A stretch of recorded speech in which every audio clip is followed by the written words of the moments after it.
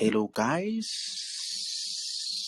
My name is Desmond, and I welcome you to my lesson for today, where we'll be looking at your mathematics. As you can see over there, we'll be doing statistics, which is a chapter that we started yesterday. So, ladies and gentlemen, please do allow me to say it is very much important that I say it is very, very important because what I'm about to say is massively.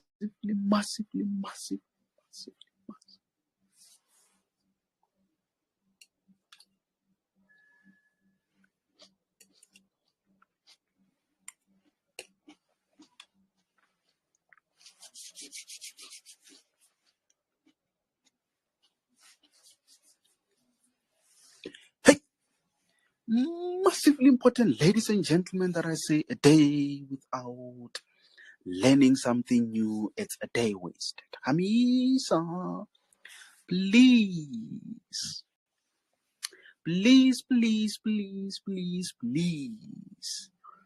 Mazozozo, please do make sure that by the end of each and every lesson that I conduct, you learn something new. Very, very much important, ladies and gentlemen, over there. So, you guys did confirm that you are able to clearly hear me when I speak, and again, you can clearly be able to see over there. So, yesterday, we did Unit 1. We studied the measure of central tendency, where we focused on ungrouped data to calculate the mean, the median, and the mode.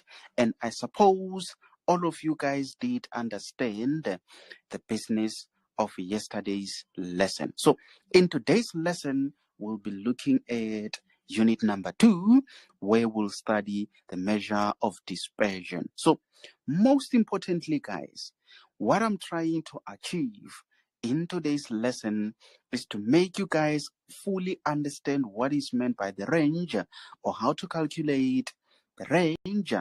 What exactly are the quartiles? How do we calculate the interquartile range, the semi-interquartile range, percentiles, and most importantly, guys, 5, number summary.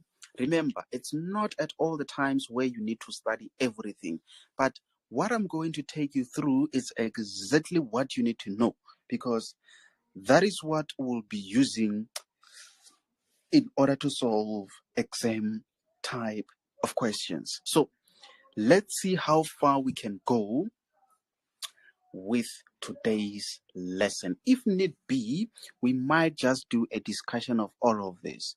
Then in tomorrow's lesson, we can do the calculations, and then just so that we know we cover the theory part in today's lesson, then tomorrow we only focus on the calculations. All right, then it's fine. For the last time, are you guys able to clearly hear me when I speak? And again, can you confirm for the last time if it is not blurry there? Is it 100% clear? Yes, sir. Sir. Yes, sir. Okay. That's good. Let me try to write statistics. Obviously, today we are on unit number 2.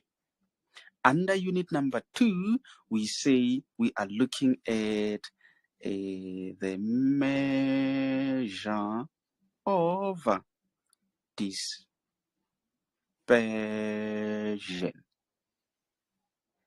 This is what we are looking at. So, the first thing that I want you guys to be aware of is what we call the range. The range. Good people, how do you calculate the range. The easiest formula that I can come up with is to say the range, Bantu Bakithi, is equals to the largest value minus the smallest value. It is as easy as that, guys, in terms of you calculating the range. You remember, when we're doing the trigonometric functions, we said for us, in order to calculate the range of this function, which could be called a function of f, the range is the difference between the largest number and the smallest number. So we say, when we calculate the range, we know that our function, it actually consolidate within or inside that range. Here, we could be having 4, and then there we could be having, let's say, negative 2 there. So the range, in terms of the range, we would say the function in this case is ranging between that and that. So there's a way in which we represent that. What do we say? We say it ranges between negative that and also between negative, between positive 4. That's if we're dealing with the range on the trig function. So what you need to be aware of is that when we talk about the range, we consider the largest or the bigger or the biggest value and the smallest value. So, but in this case, this is how you write it. You don't need to be calculating anything over there. But in case we are given, let's say, data, just like the data that we were having yesterday, let me do this and use this one as an example. So what is the largest number and what is the smallest number there, Bantu Bakithi? 9 is the largest, 1 is the smallest. Yes. So that means the range will be 9 minus 1, which is equals to 8. This is the range of this data. I hope it makes perfect sense. I'm not sure. Does it make sense to everyone, Bantu Bakithi? It's as easy as yes, that. sir. Okay, 100%. So now let me remove all of this and say I want to take you guys through what we call quartiles. Quartiles. What are quartiles? Good people, quartiles divide data which is in ascending order into 4 quarters. That is why it is called quartiles. I think it's worth it to write this one down, even though this information, it is there in the library. So in case if you are in the library, I've written these notes, posted in the library. At a later stage, you can catch up. You don't need to be writing what I'm writing, but you can write in case if you are not in the library. Okay, let me just not rewrite that. But quartiles, what they do is to divide data which is in ascending order, meaning from a small number to large number. It is to divide data which is already arranged in an ascending order. It divides into 4 quarters. Full stop. Sure. Guys, this word quartiles, it means if you have a loaf of bread over there, that means quartiles will be those lines which divides your loaf of bread into 4 quarters. I'm just not sure if you guys get that part. Maybe let me do those 4 quarters. So maybe we might have a quarter there, a quarter there, and another quarter there. So this is quartile number 1. Maybe this one another quartile, and then that one there another quartile. So can you guys see that we actually have 3 quartiles? We actually have 3 quartiles. What is the purpose of these quartiles? The quartiles is actually to divide data or whatever which is arranged in ascending order into 4 quarters. So that means these lines are called quartiles, Bantu Bakiti, and this is a quarter. The quarter that you know as Banachao Shruyas. In Sepedi, we call it quarter. Shravan Banachao is a quarter, honorable member. So there we've got another quarter. There we've got another quarter. So don't confuse the word quartiles and quarter. So quarter, it is that 1/4. This is quarter. This is quarter. This is quarter. And these things, these lines which made the quarters are what we call the quartiles. Very, very much, ladies and gentlemen, over there. And we have 3 quartiles. I think to make it simple, guys, to make it simple, because obviously this is our data which is arranged in an ascending order. Why can't we maybe just say this is what is it? Quartile number 1, and maybe call this one quartile number 2, and maybe call that one quartile number 3, just to make things easy, guys. What do you guys think? We just call it Q1, Q2, and Q3. Then we know that we've got 3 quartiles. Maybe let's try to confuse the enemy, guys. What do you think? Maybe let's call this one lower quartile. This is to confuse the enemy, guys. Let's call it lower quartile. When you go to your camps, if you like, just call it lower quartile. In your head, you know you are referring to quarter number 1. Is there someone who can suggest what can we call this one? Since this one is the lower quartile, what can we maybe call this one? Isn't there someone who wants to help me in confusing the enemy, guys?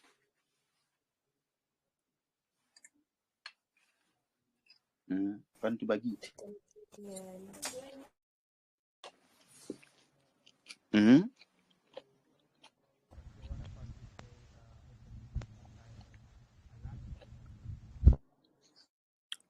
Sure. I'm not able to hear the honorable members. Maybe let's call it the middle quartile, because it is the one which is in the middle. What do you guys think?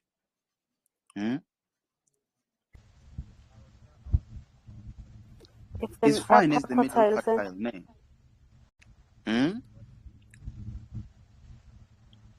Tabile.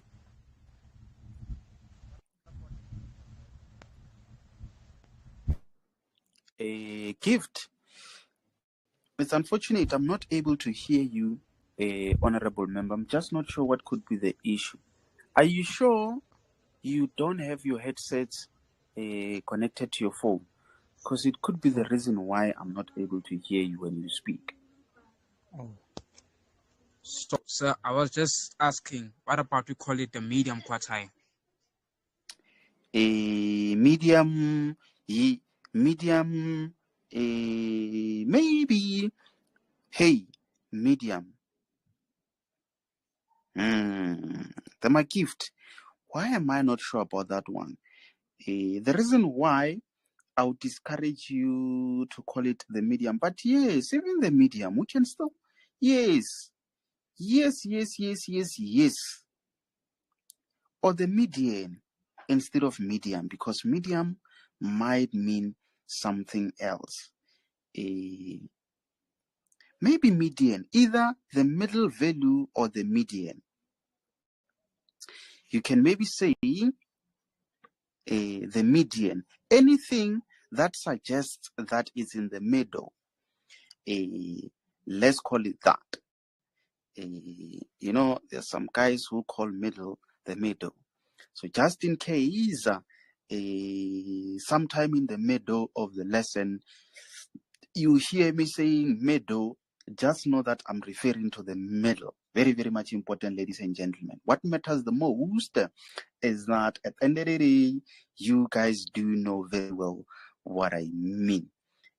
For those of you guys who did not get at the end of the day, listen to what Shreyas is going to say. You get it. If you don't get it, forget about it. Forget about it. So, ladies and gentlemen, what matters the most is that at the end of the day, you guys must not, and you must never allow me to continue without you understanding what I was explaining. Okay, so this one, cute. Since this one is upper quartile, let's call this one, lower. This one we call it upper quartile. I think it makes it easy, guys. Remember, we are trying to confuse the enemy. So, I think it becomes easy if for now we just regard all of this as that. So that means we have 3 quartiles. And then we have lower quartile, we have the median or the middle quartile, and we also have the upper quartile. So 3 quartiles, divides data which is as arranged in an ascending order. It divides that data into 4 quarters. Very, very much important, ladies and gentlemen, over there. I'm not sure. This one of them are quartiles, guys. Does it make sense to everyone? Does everyone understand what is meant by the quartiles, Bantu Bagiti? Do you guys understand?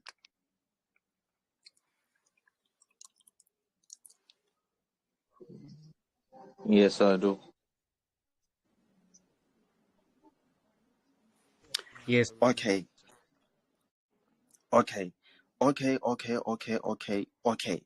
100%. Maybe let me just remove. Let me remove the yellow thing. I'll just leave whatever that I'm explaining there. Maybe let's say we now discuss what is well known as the interquartile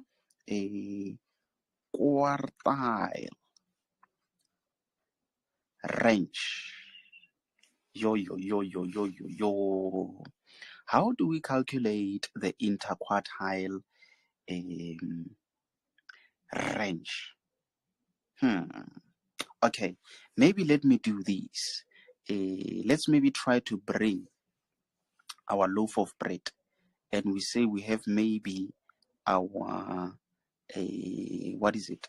our 3 quartiles there. We have our Q1, we have our Q2, we have our Q3. Interquartile range. Hey, the word range in statistics, we know that we have to say something minus something. That's what we know about the range. If we calculate the range, we know it is the largest value minus the smallest value. But in this case, can you see, we are dealing with interquartile range. So the word inter, it has always reminded me of using the value inside or within. Remember, To calculate this range, you focus on this upper value minus that lower value. So the word inter, it means focus on the middle or the information in between or in the middle or within the data. And then quartile, it serves as a guide to say whatever that you'll be using, whatever information that you'll be using, use the quartiles. So that means I need to take the lower quartile and the upper quartile. But remember, the range says the bigger number minus the smaller number. Between these two, obviously, this one is going to be the bigger value, this is going to be the smaller value, which means interquartile range, the formula is actually Q3 minus Q1. I'm not sure if everything understands that formula, Bantu Bakiti. Does it make sense to everyone?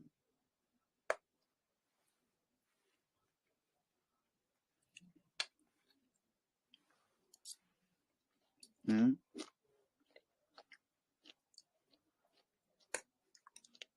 Bantwana bankulunkulu, la izwisisa le ndaba le.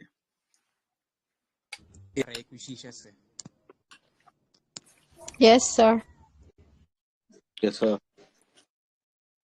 Okay. In that case, let me remove all of this. I think let me remove all of this. In case if I Yes, need sir. that information, I'll rewrite it down. Okay. So now I want to take you through what we call semi-interquartile range. Interquartile range. Hey, those two, they were almost the same. But the word semi or semi, what do you know about that word called semi? Is there someone who's got an idea of what that word semi could mean? So it means half.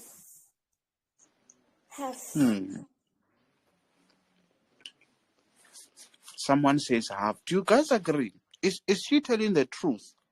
That honorable member.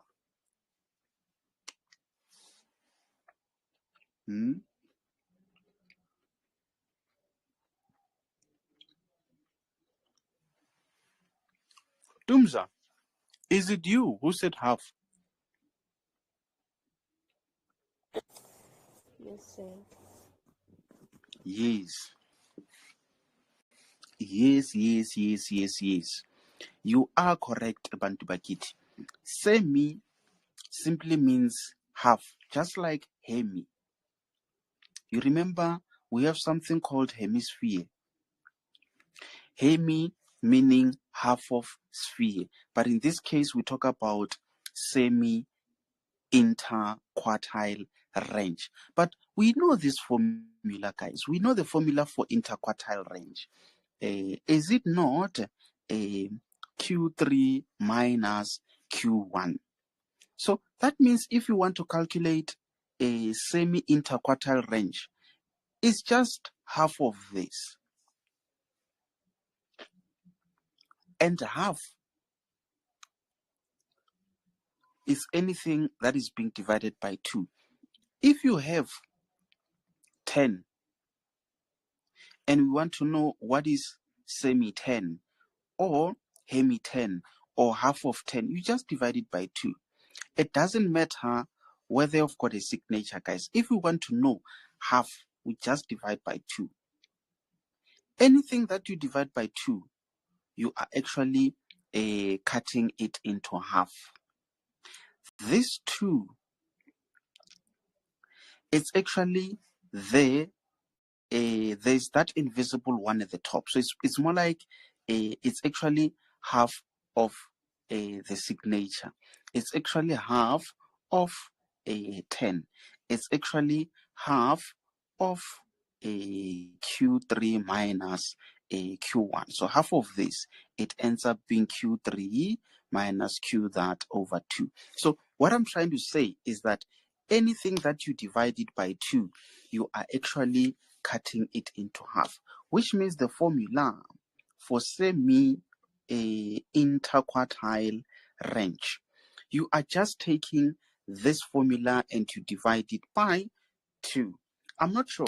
Does it make sense to everyone, Bantu Bagiti?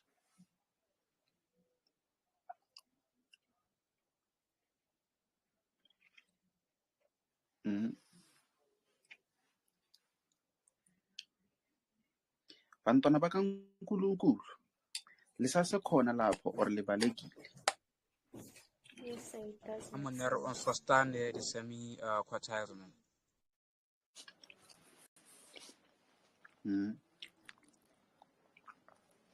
Hey, Gift, were you speaking Afrikaans there? Kan jy praat?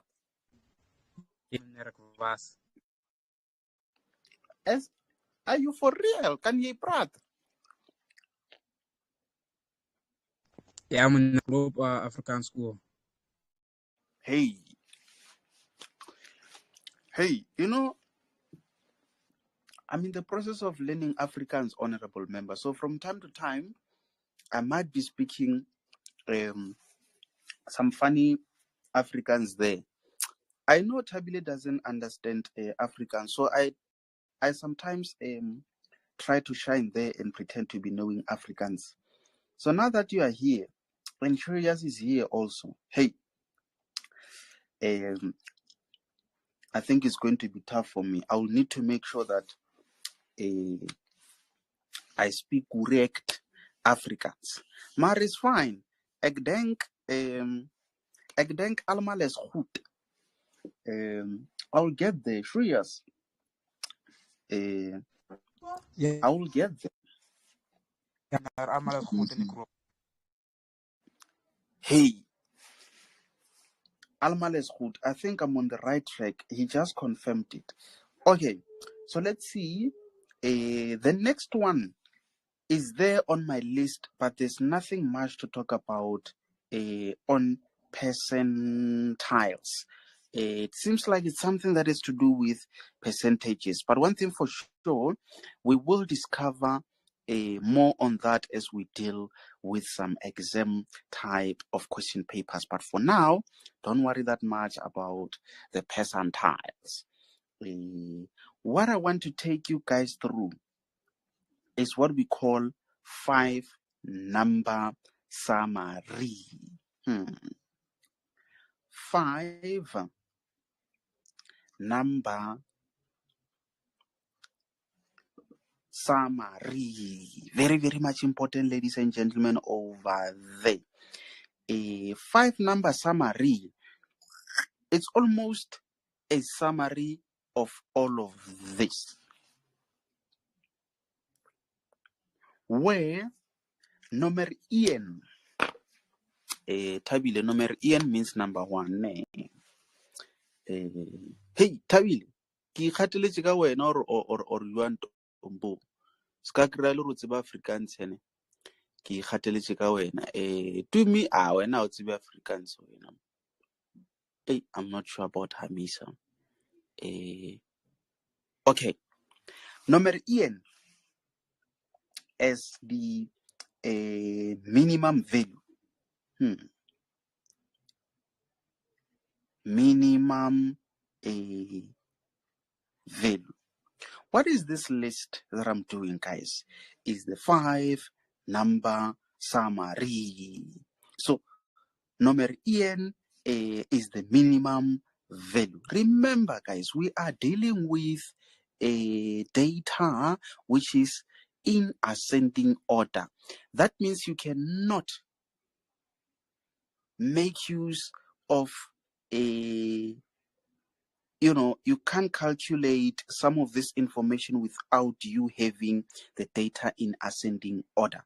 Okay, number 2, Brampo. Number 2 means number 2. Akizuri ya kwala kukhone na. Mpoza. Ya kwala kukhone.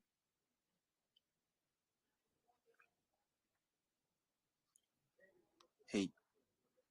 Akizuri mpoza osale hona na. Good people, number 2 being lower quartile. I hope you guys do remember what is a lower quartile. Number 3. EN2 3. Number 3 as the what is it? As the median. Number 3 as the median. Or what else can we call it? The middle quartile. The middle quartile. Hey, Bantu Bagit, remember, these notes are there in the library. So just make sure that in case if you are not in the library, send me an inbox so that we can share with you the link which will take you into the library. That's where you'll find all of these notes. So I'm actually having on my iPad here the notes which are sent in the group. So I'm actually using this same notes to prepare for this lesson. Remember, guys, this lesson is being recorded. It's going to be posted on my YouTube channel as soon as I'm done, so that you guys can catch up at a later stage or towards your exams. So just make sure, Bantu Bagiti, that you don't forget all the lessons that we have done, because if it gets to that point where you'll be writing, you don't need to stress that much about you having to read or study the whole chapter. You just watch this lesson because it summarizes everything. So you just have your headsets on, chill on your couch, and then watch and listen. And then it's going to remind you of everything that you need to remember, because it might take you hours and hours and hours if you try to read and try to understand. So with you not missing my lessons, Mr. Gift, it helps you to be aware of all the types of lessons or the chapters that you've covered.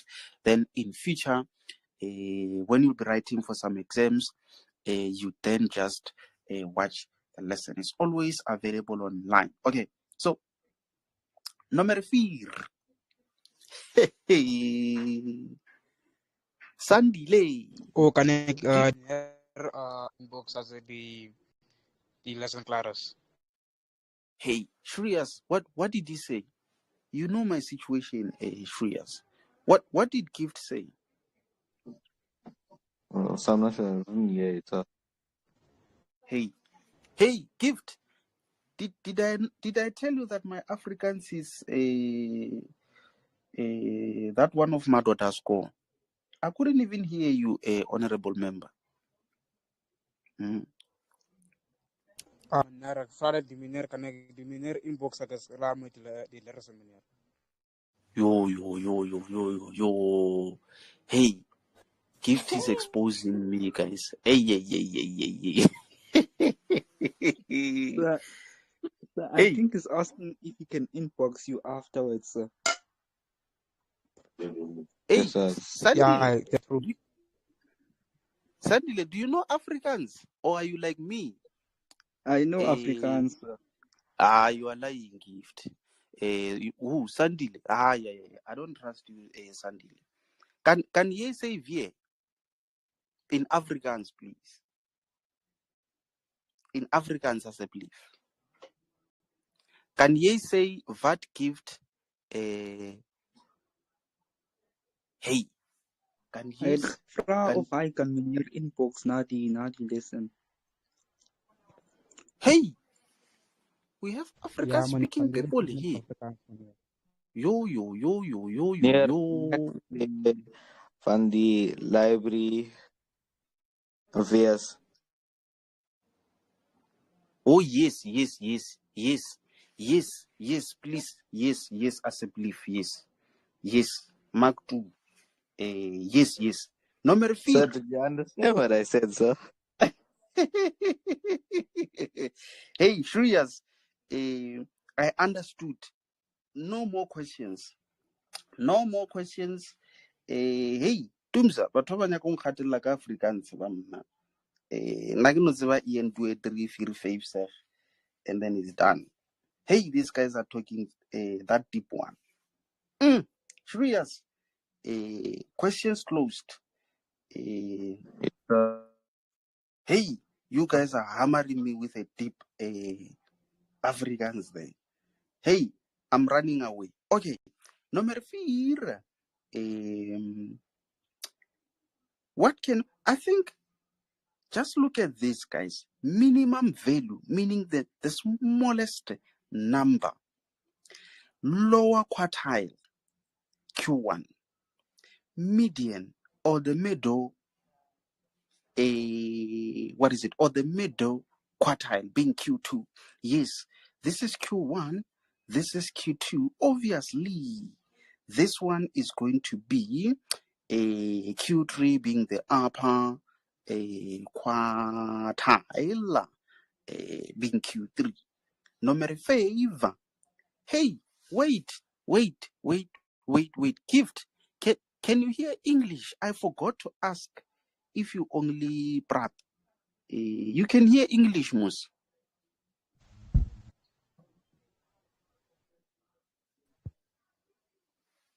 Hey, I couldn't hear that. Gift, remember to take out, but I think you can because we're chatting in English. You can hear English, Mus, Gift. I think he said, yes, sir, I can. He's probably having his headsets on, but I couldn't hear that. I think he can. Okay. So, number 5, since we had minimum value, it's only fair that we have a maximum value over there. Guys, do you have a picture of what we are referring to when we talk about the 5-number summary? Is it everyone who understands exactly what we are dealing with over there? Or am I the only one who's understanding myself there? Bantu Bakithi?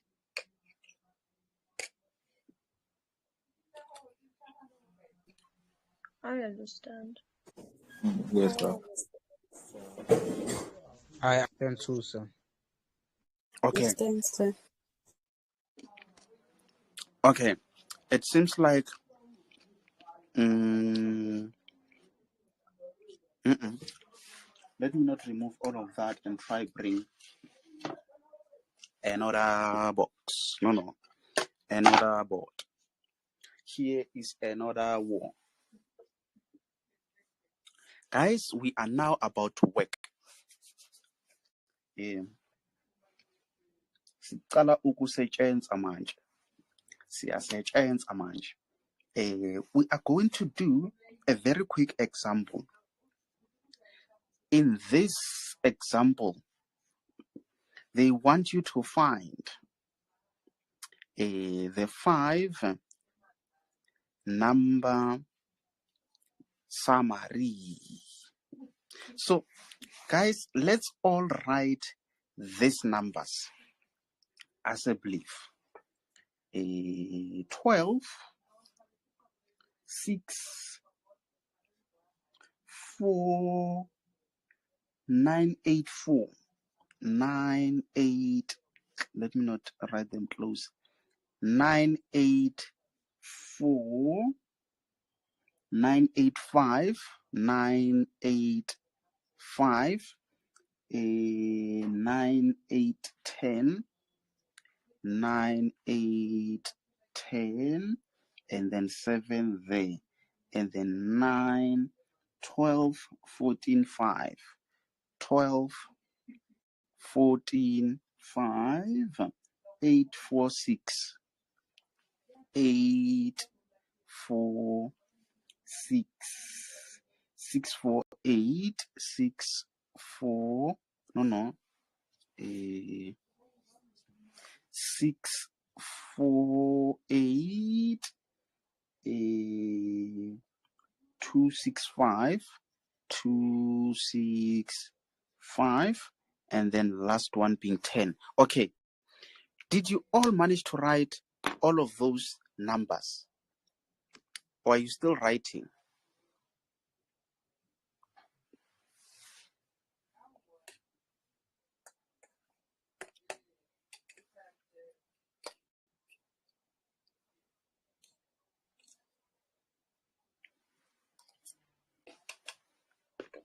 Done, sir.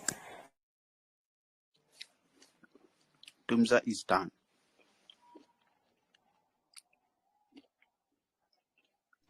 Are we Done, sir. all done?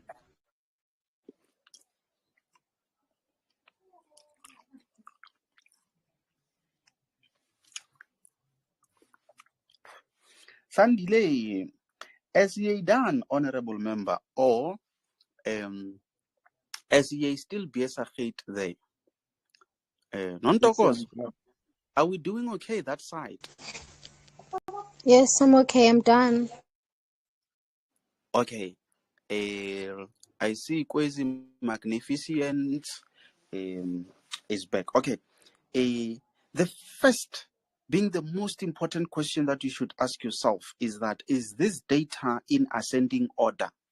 Yes or no? No, sir. No. Okay. If an answer to that question is a no, that means we need to rearrange it. So let's do this exercise of rearranging that data. Whichever strategy that you use that strategy. So for me, this is what I've always been doing. I would actually look for the lowest number. On that first row, I see it's 4. The lowest number is 4. Yes, it seems like it's 4. So I have how many 4s? There, I've got 1 4.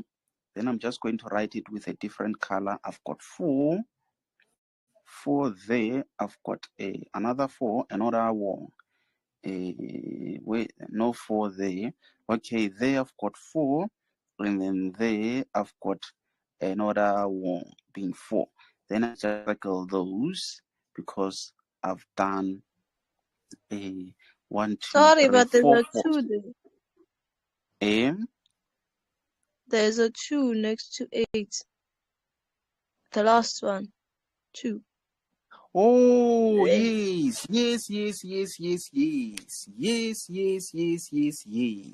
Hey, you guys need to buy me a carrots, guys. Is it carrots in Zulu or is it carrots? So let's say the smallest number there is 2.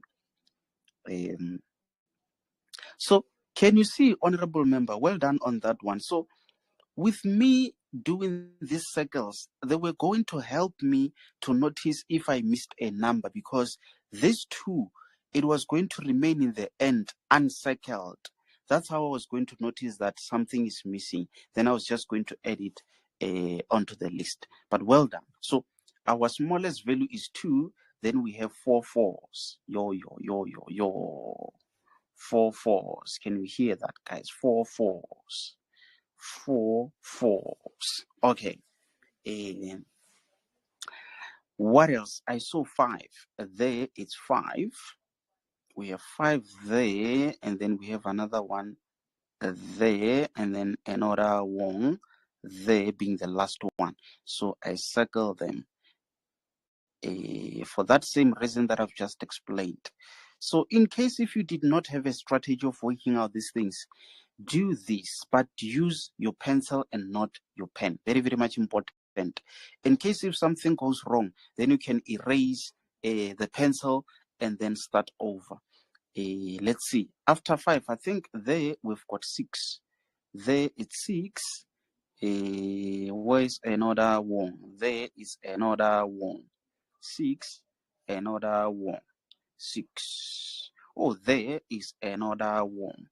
So that means we have 6 there. Where is another 1? There is another 1. another Wong, another Wong. So that means we have 1, 2, 3, 4, 6. 1, 2, 3, 4, 6. Okay, let's move on to 7. There I see 7. No 7 there, the top. Okay, it seems to be the only 7 there. So we only have Wong 7. Let's move on to 8. There I see 8. I see 8. 8, 8, that line. And in this line, there's 8 there. There's 8 there. 2 80s in the middle. And then the last one, there is 1 8. Okay, so we have 1, 2, let's say 3, 4, 5 80s. 1, 2, 3, 4, 5. Yes. Yes, yes, yes, yes, yes. Let's move on to another one. Being 9. There is 9. There is 9. So we have 2 9s at the top. There is 9. There is 9. We have 2 also there. 9. 9. At the bottom, 9. So that means we have 1, 2, 3, 4. We've got 4 9s. Okay, so after 9 is 10. Where is 10? It seems like there, this is the only one. So let's write it as 10 over there. Oh, there's another one. I missed that one. So let's also add that one. What else? What else? What else? What else? What else? What else? What else? It seems like we only have 2 10s. 1, 2. Yes. Let's go to 11. Us in the villages, we used to call it 11. But I know you guys, you call it 11. It seems like we don't have 11, guys. Do we have 11? Nah. Igniting so. I don't think so. Okay, let's move on to 12. There is 12. There is 12. It seems like we only have 2 12s. 12 1, 12 2, 12, and then 12. After 12, there must be 13. Do we have 13 there? Seems like we don't have 13. What about 40? Oh, there we've got 40, which is the one and the only one. The one and the only one. The one and the only one. It seems like I've circled everything, guys. It seems like I've circled everything. I'm just not sure if you guys will eat some fresh carrots. I'm not sure if you guys are able to see, but it seems like I've covered everything. Okay, let's see. For me to know that I've done everything correctly, that's if when I count these numbers, they must be the same as that. Let's see. 1, 2, 3, 4, 5, 6, 7, 8, 9, 10, 11, 12, 13, 14, 15, 16, 17, 18, 19, 20, 21, 22, 23, 24, 25, 26, 27. Okay, 27 numbers. 1, 2, 3, 4, 5, 6, 7, 8, 9, 10, 11, 12, 13, 14, 15, 16, 17, 18, 19, 20, 21, 22, 23, 24, 25, 26, 27. Yes. Yes, yes, yes, yes, yes. There are high chances that I've done it correctly. Okay. Is there anyone who also got it correct, just like I did, Bantu Bakit? Or are you still busy working it out? Done.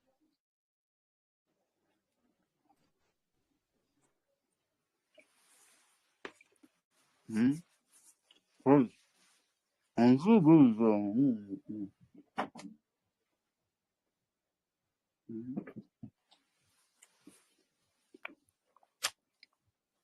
Me, I'm eating, guys. I know you guys don't eat at people's place, but me, I'm chowing. If you want to join me, you are welcome. But just know that today, I'm eating a crocodile. You know, on Wednesday I'm eating crocodile. Tomorrow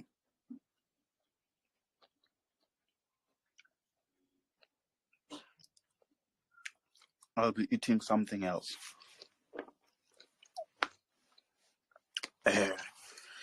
Bantu Bakit, I'm waiting. Are you guys still busy or are you done? I'm done. Oh, you guys are done. Hey, you should have told me, Bantu Bagit. You should have told me. Okay, remember, find 5-number summary. Okay, in order, starting from the beginning, I'm going to give you guys an opportunity to participate on this one. What are the 5-number summary? This is how you'll answer this question. If you want to start from the first one, mention your name, and then I will choose from the names, then you give us an answer. When we move to the next one, same thing. You mention your name, I'll give you a chance, you answer. Next one, next one, next one, until we get to the last. So that means for that one where I ask if you know the answer, don't say the answer. Because if you say the answer, then you're not making it fair for everyone. Just mention your name and then I will choose. Okay. The first one, under the 5-number summary. What is the first one and how do we calculate it, or how do we get it from the ascending order data, the data which is arranged in ascending order? That is the question. Hamisa. We have the first name being Hamisa. Anyone? Hamisa, go for it. The first one is the minimum value, which is 2. Easy, easy, easy, easy, easy. Number Ian. Minimum value is equals to 2. That's it. Number 2. What is it?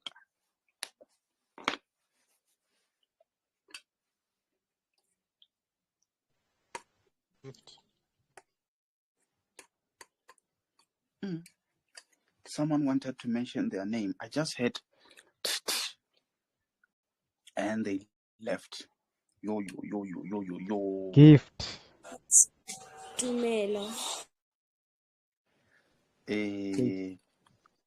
There's gift and okay. Gift. Go for it. What are we doing there? It's 4. Hey. What is it? Are you talking about 4-pack gift? 4 apples.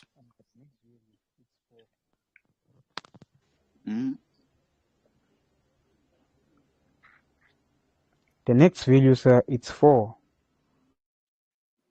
Hey, but what is 4 a gift? Did you win? Did you win lotto? Did you get 4 million? Hey, this guy is moneyed. You won lotto gift.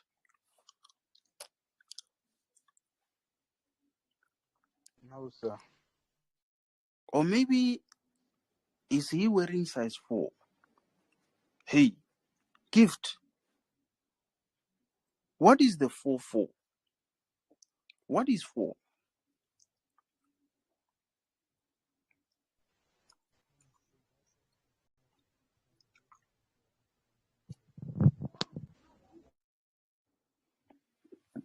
Okay. Dumza, that question that I was asking gift, answer that question. Answer that same question. Dumza the Dumza, did you run away, honorable member? Usasekhona lapho.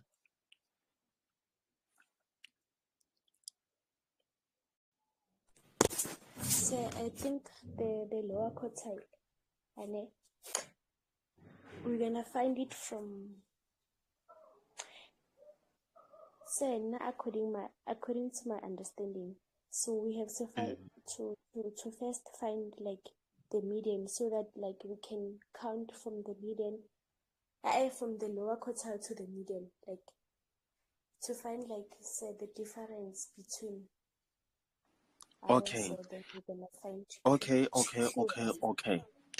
Maybe let's do a very easy exercise so that everyone understands what we are trying to do over there. Let's say we have 2, we have 4, let's say we have 10, we have 17, what else? 20, then we have a 51 there. Can you see? This information is arranged in order. Okay, so when we talk about the minimum, not necessarily the minimum value, but the 5-number summary, we want to know the minimum value, the maximum value, the middle value, Q1 and Q3. So that means in this case, this is the minimum value. This will be the maximum value. What is the middle value? So that means you're going to have, let me see in total, it's 1, 2, 3, 4, 5, 6, 7, 8. So 8 divided by 2 is 4. So that means you must count 1, 2, 3, 4. Okay, so you must count 1, 2, 3, 4. 1, 2, 3, 4. Then it means the median is the value in between those two. How do you get that value? You must add these two values and divide them by 2. What are you getting there? Let's see. I think we say 10 plus 17 is equals to, then we divide it by 2, we get 27, 13 and a half. So that means the value in between is actually 13 and a half. So this is the median. This is the middle quartile. And then now, remember, we still have a Q1. So this is mean, this is max, this is median, or the middle quartile. We now need what is it? Q1 and Q3. This is the middle. So let's see. Q1 and Q3.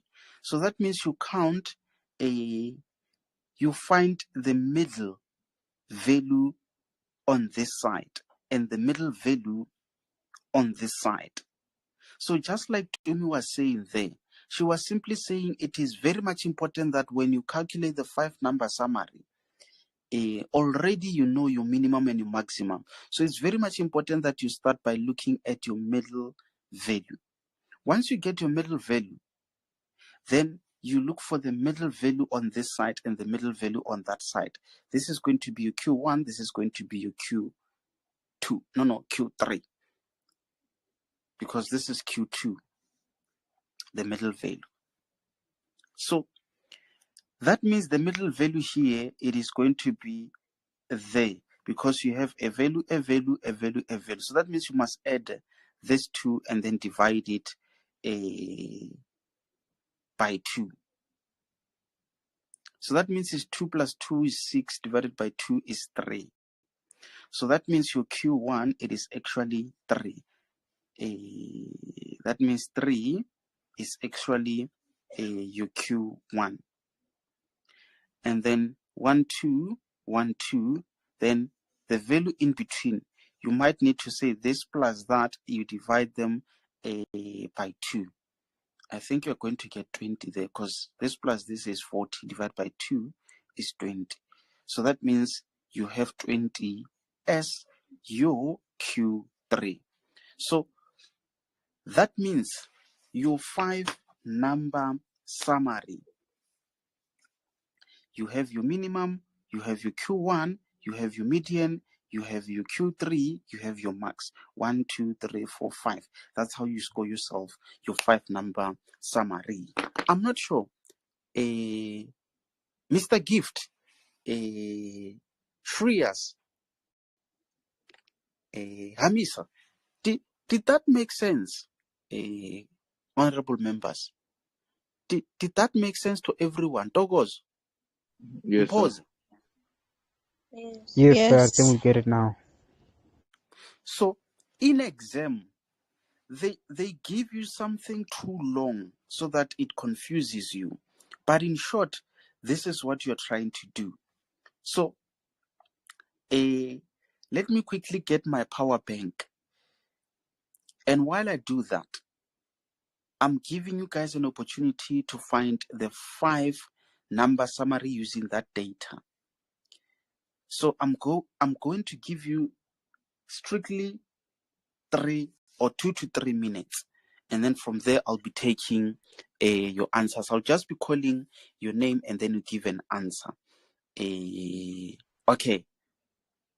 3, 2, 1. You may start. I'm already done. Someone is speaking. What are you Already saying, done. honorable member? Oh, someone is already. Okay, just hold on for a few seconds. Who's done? Hamisa. Oh, okay. Hamisa is done. Dumelo is also done. Okay, so let me quickly get my power bank because I notice I'm actually left with 3%. As soon as I'm back, then I'm taking answers. So you guys are remaining with 1 minute.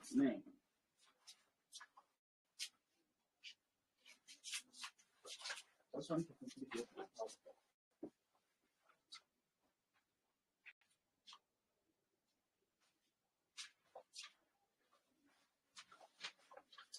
Okay, I hope everyone, hey, Ntokozo, kuhamba njani lapho Ntombo? Zothe zochimbila zwavhuḓi kana kona thaidzo hapa? I'm okay. Are you done also, or are you still fighting there with these numbers? I'm almost done. Yeah, I'm done. Okay. What are you getting for Q3?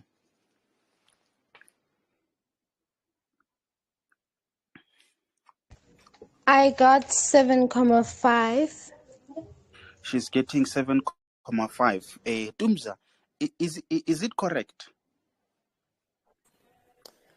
So for what? Konja? For Q3, what did you get for Q3? I got 9. Oh, no. That was the median. That was the median. Okay. What did you get for Q3, non-Togos? I also got 9. Hey.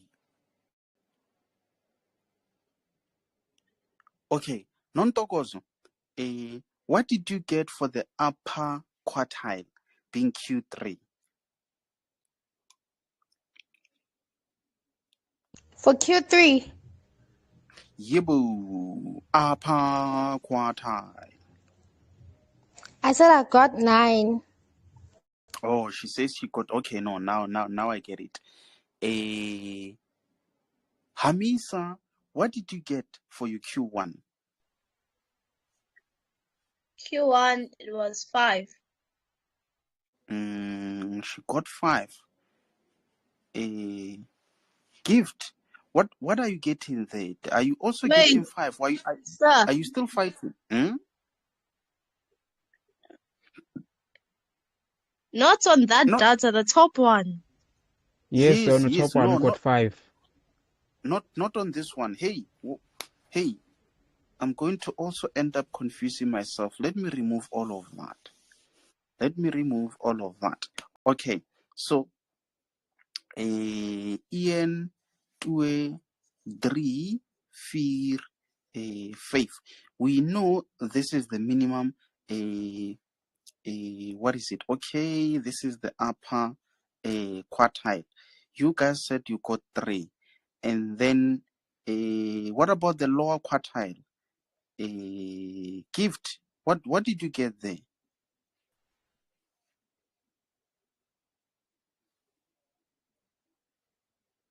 I got 5, sir. He says he got 5. Shreyas, did you calculate your middle value? Did you manage to get your middle value? No, sir. Okay. Mpoza, have you calculated your middle value?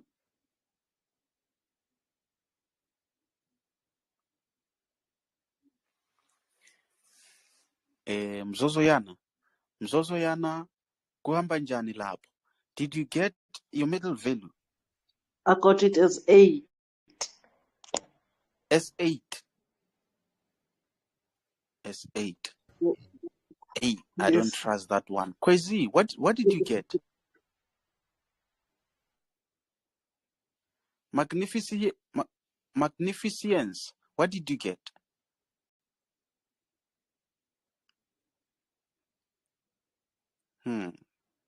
Sandile, utholeni lapho?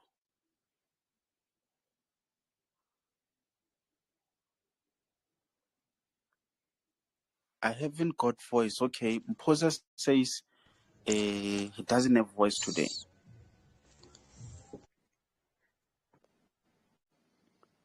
Okay, Nontokos, what did you get? I got 7.5.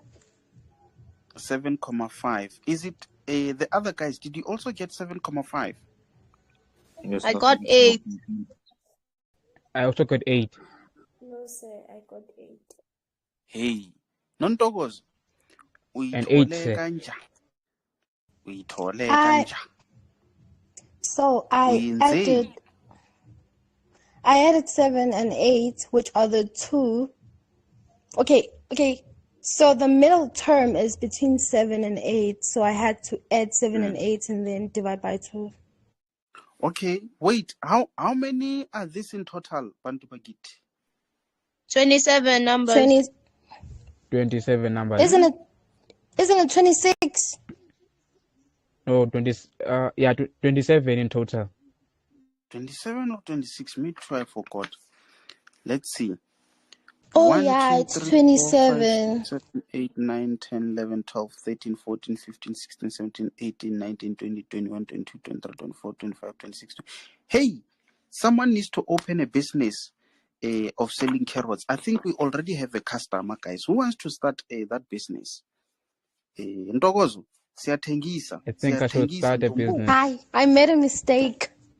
Siyathengisa Ntokozo.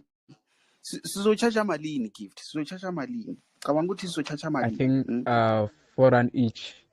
50 4 rand rand. each, sir. 50 rand izomsebenzela lo muntu. Izomsebenzela ngoba uzothola ama marks onke. 4 rand. Hayi. Ngicabanga ukuthi masenyusa nge-70. Hey, okay. Let's see. Mzozozo. What about that one there? What is it and what is the value?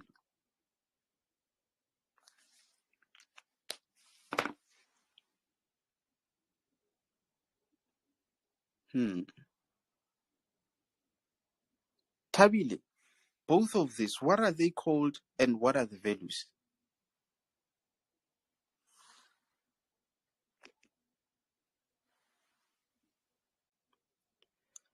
Balega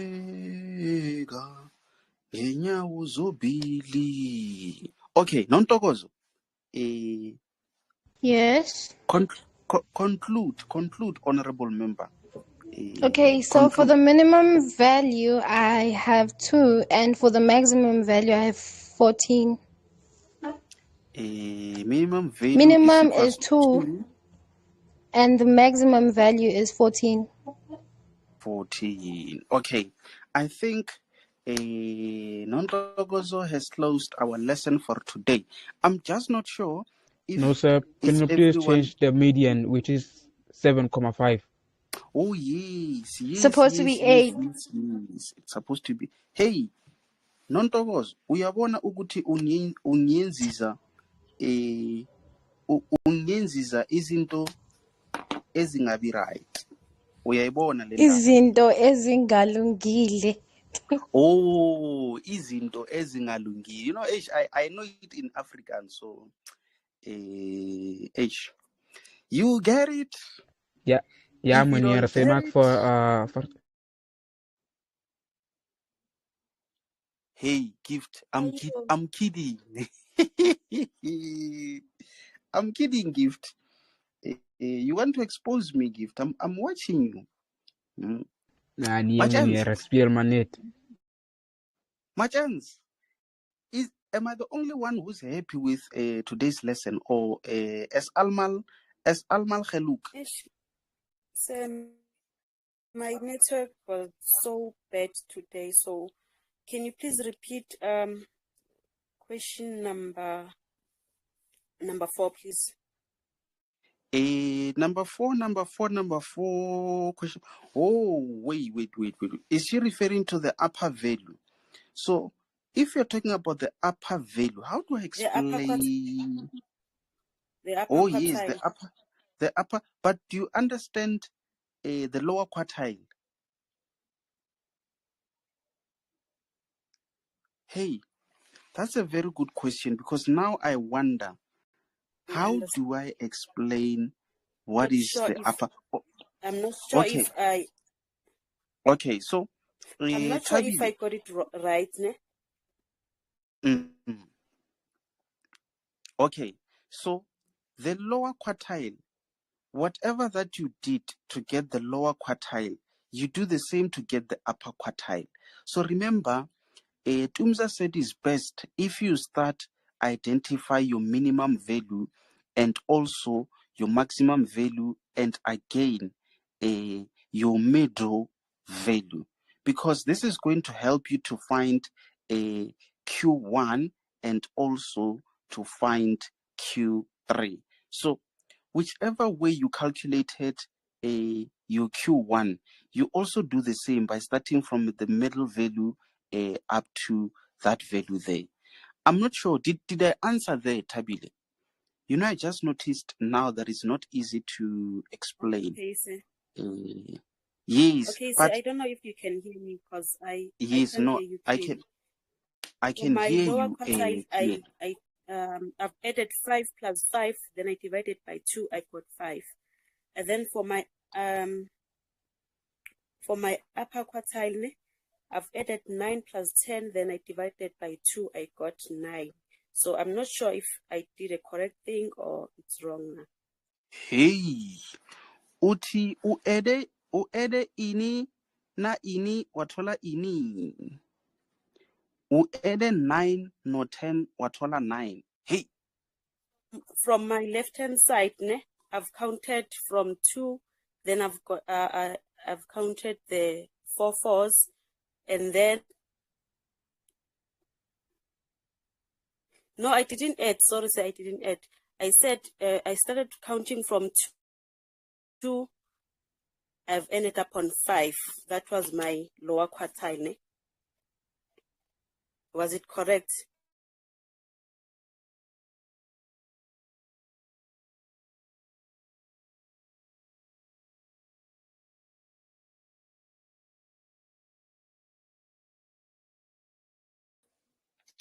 Hey, Bantu Bagit, you won't believe what just happened.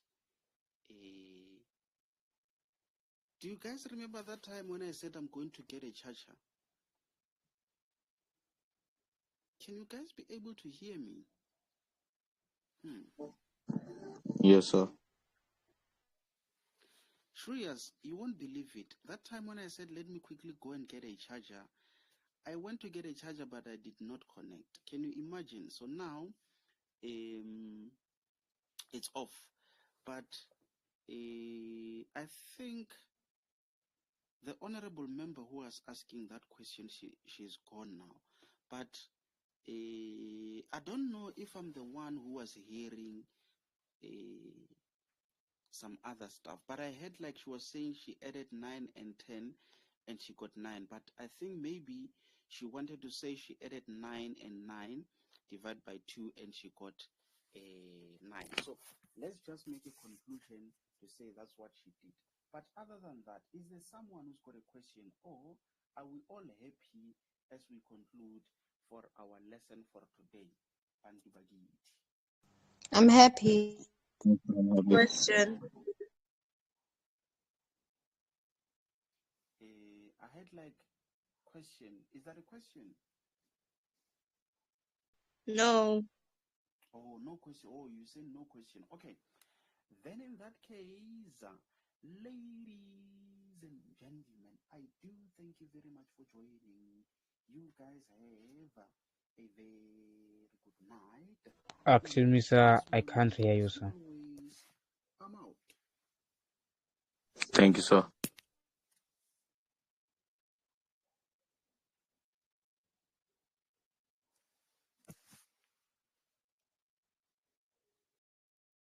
Hello, guys. My name is Desmond, and I welcome you to my lesson for today, where I'll be looking at your mathematics. Obviously, as you can see over there, we'll be doing your past exam paper that was written in September. Very, very much important, ladies and gentlemen, that at all times you pay full attention to all the details.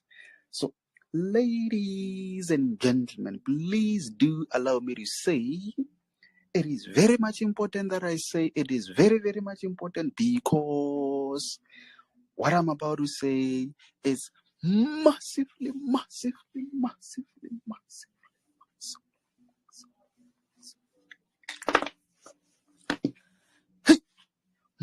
massively important, ladies and gentlemen, that I say a day without learning something new, it's a day wasted. By so saying, let's go.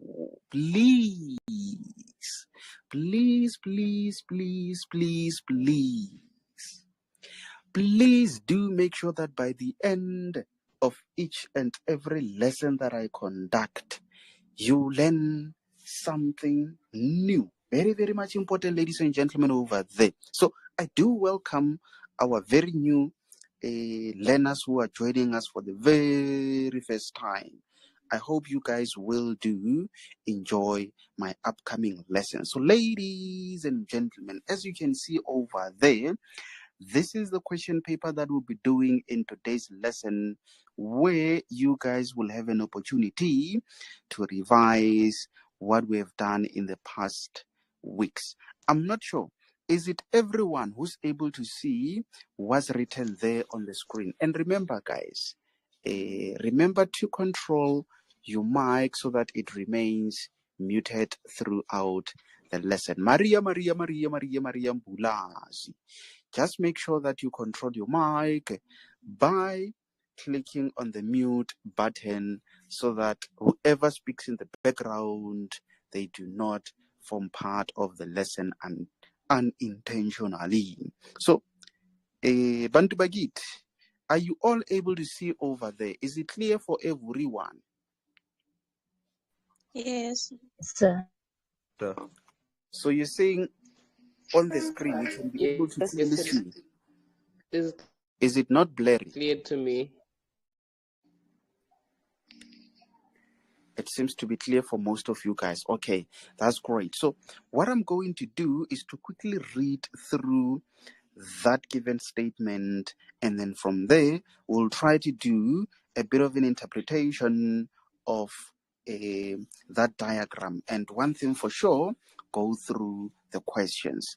Remember, guys, This is a past question paper, but I did take you through an introduction to this type of questions. But before I read, let me just mute the honorable member. Mariam Bulasi, I'm going to mute you on my side.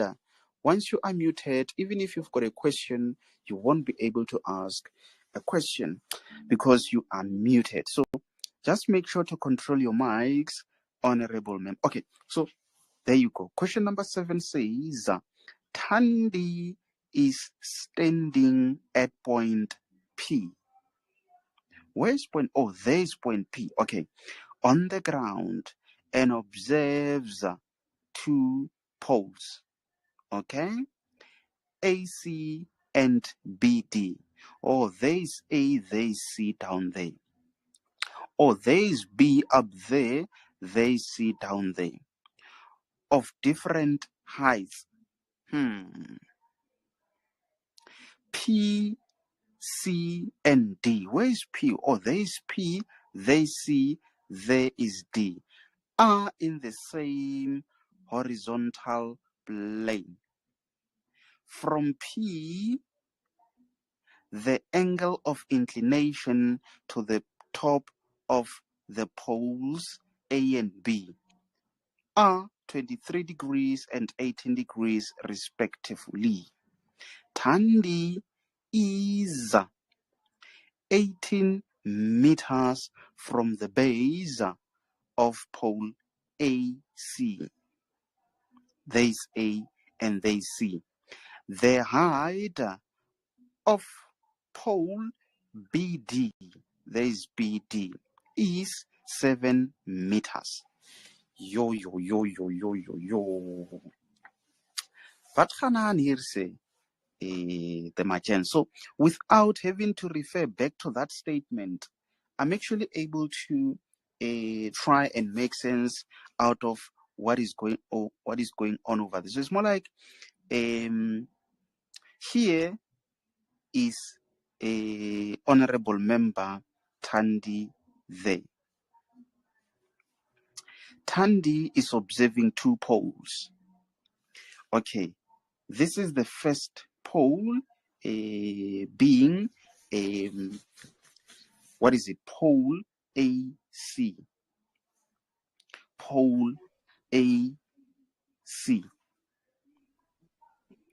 There is another pole being called pole BD. So obviously we've got a distance from the top of the pole. This is the top of the pole of BD, top of the pole of AB. So Thandi is actually standing at point P. Let's see. Okay, there you go. Standing at point P. So the distance from that point P to the bottom of that pole, this is what they say, it's actually 18 meters and not centimeters. And then from that point P again, from where Thandi is standing, it's unknown. But what we know is that the angle of inclination from that point P to the top of pole BD, it's actually 18 degrees. And then from that P up to there, it is actually 23 that. So can you see the angle between when she's looking at the top of that pole and when she's looking at that pole, this angle is actually 42 degrees. Something very much important. Remember, this is a vertical straight pole. Let me just say it's a vertical pole. So from the ground, it's erected vertically upwards. It therefore forms an angle of 90 degrees to the horizontal or to the surface. Also, this one, it forms a 90 degree over there. I'm just not sure. Okay, before I even continue, let me just remember to say the height of pole BD, it's actually equals to 7 meters. And remember, from the statement, they said the heights of these two poles are not the same. So it's either this one, it's a bit longer than that one, or this one is longer. We'll see in case if we do calculations whereby we need to calculate that height. We'll see also what the question says. But I'm not sure. Before I even go deeper, are you guys now able to visualize what is going on over there after I've drawn this diagram? Is it everyone who's now able to visualize?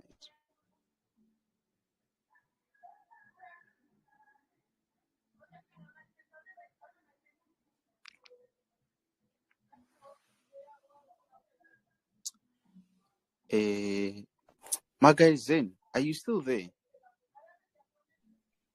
Yes, I'm here. I'm just trying to Zoom, but I do not know as yet. Who was speaking? Was it Jonathan speaking? Jonathan, are we not losing you there? No, I'm here. It's because of a network. Network is not okay on my side, but I think Okay, no, I see. I'm okay. Okay. Anyone else to also confirm if you guys are able to visualize what's going on over there? Clear. Yes, I can. Hamisa, can you come up again? I just heard the last part which was here. Oh, I can see and invigilate it, so. Oh, so you're saying you are now able to visualize what is going on over there, isn't it? Yes. Okay, 100%. So now, I suppose you guys do allow me to start answering the question. So I'm just going to remove all of these. I got a duster, guys. I'm going to hammer your fingers with this duster in case if you are getting some wrong answers there.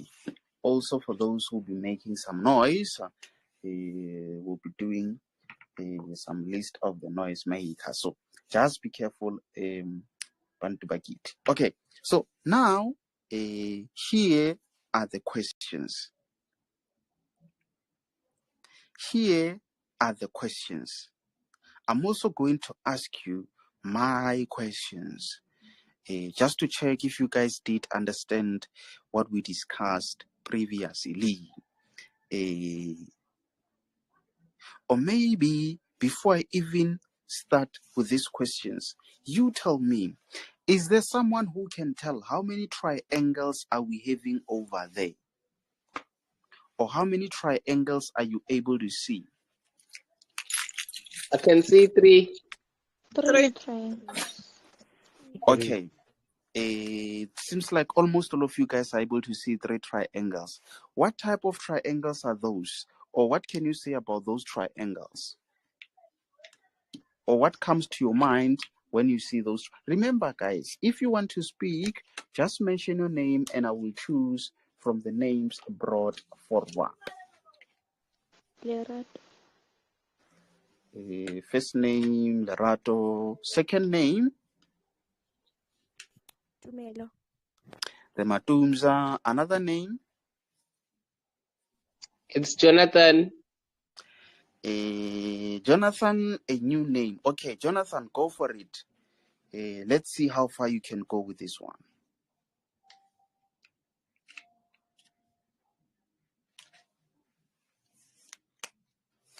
Remember to unmute your mic, Jonathan. You might be speaking that side, but we're not able to hear.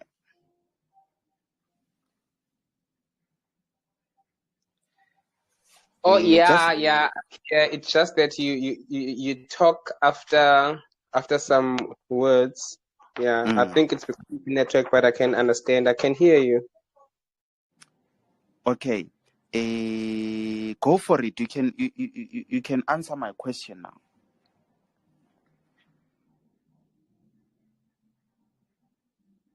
Okay, with the angles, I can see. I'm not even too sure. I can see an acute angle. I see acute angles. Mm-hmm. Yeah, and what else? Yeah, Okay. I think so. 100%. You are correct in saying there are acute angles. So remember, all of those angles, let's say 1, 2, 3, are acute angles because they are between 0 and 90 degrees. Okay. Tumza, I'm just praying that this time around I'll be able to hear you. Go for it. What can you say about what you are seeing over there?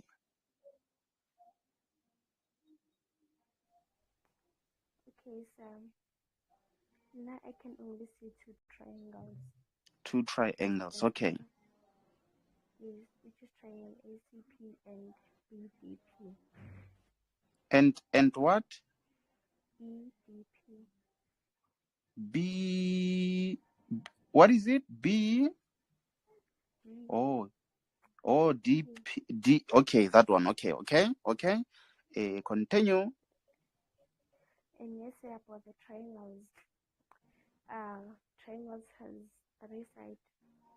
Let me say, and like you can use trig ratios or Pythagoras theorem. Mm-hmm. Okay. Okay. 100%. Thanks very much for that input. I think Lerato, she's going to say something slightly different from what you said, and also she's going to add on top of that. Lerato in KZN, go for it. So I did not hear Tumza's answer, but say I see two right-angled triangles, which is ACP and PBD. They are both right-angled triangles, and AB, I have no idea of what type of triangle it is. But how many triangles are you seeing? I see 3 triangles. Being this and which one? And APB. APB. Okay. So what can you say about triangle APB?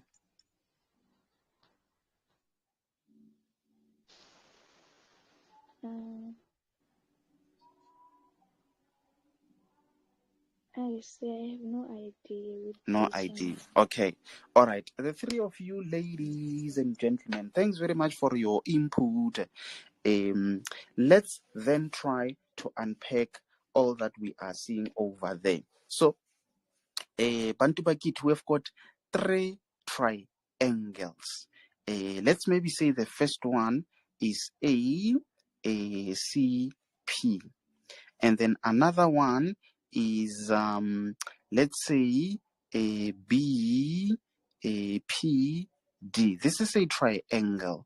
There's another triangle being let's say BP.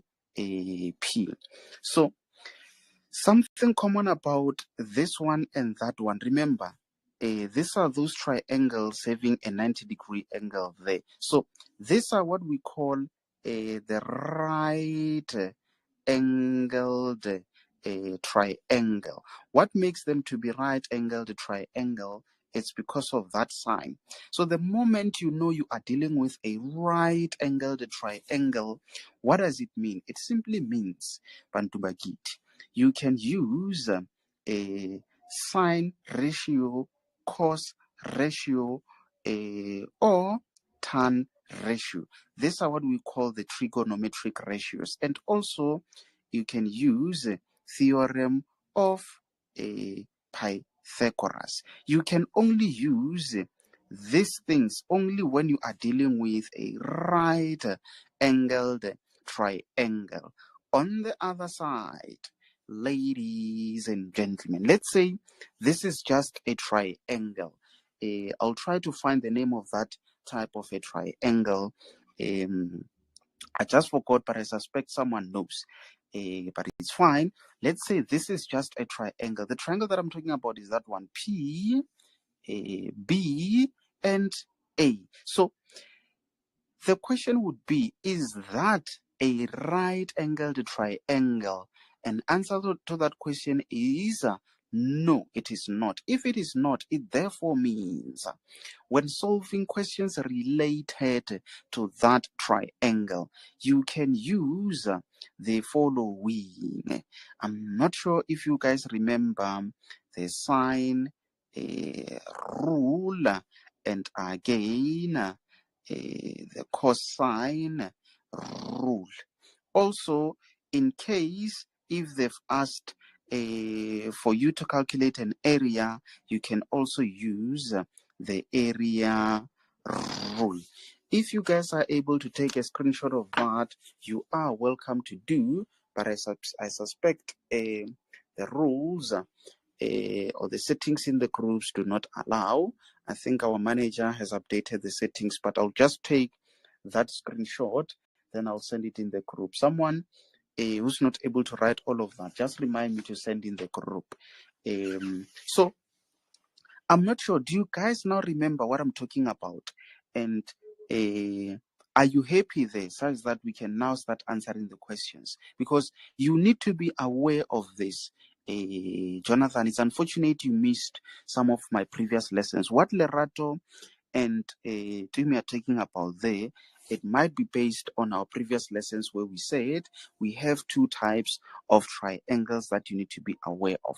One is the right-angled triangle, and another one, it is just a triangle which does not have that 90-degree sign. So all the triangles having the 90-degree sign, you can only use sine being opposite over adjacent, or cos being adjacent over a hypotenuse. What is sine? Opposite over hypotenuse. Yes, that's what I meant to say. And then cos is adjacent over hypotenuse. Tan is opposite over adjacent. Otherwise, depending on the information given, you can use the theorem of Pythagoras. Remember, the main aim of a triangle is to know all the sides and all the angles, and we make use of these formulas to find those. Also, in this case, if you have a triangle similar to that, and you need to know all the sides and all the angles, if it is not a right-angled triangle, then you use the sine rule, the cosine rule, and the area rule. I've done a lesson where I explained all of this. All that you need to do, Jonathan, is to watch that lesson, and then you'll be able to know everything regarding the sine, the cosine, and the area rule. Then you will have a better understanding of all that we'll be doing as we answer the questions. Tabile, I suppose you are happy that side. Did you all get that mini prayer there? Can we now start with our collections, guys? Don't come with coins, name. Sifuna ukuniela manje. Sifuna ukuniela manje. Can we start kneeling, my gents? Bantu bakithi. Emi? Yes, sir. Okay, 100%. So now, let me try to remove all of this. Let me remove all of these so that I bring the questions. Okay, so let's see. The question says, calculate 7.1, the distance. The distance from Tandy to the to the top of pole AC. In other words, AP. And this question is allocated just 2 marks. It means it's not that much complicated. I'm not sure. Anyone who wants to mention their name and give it a try, honorable members.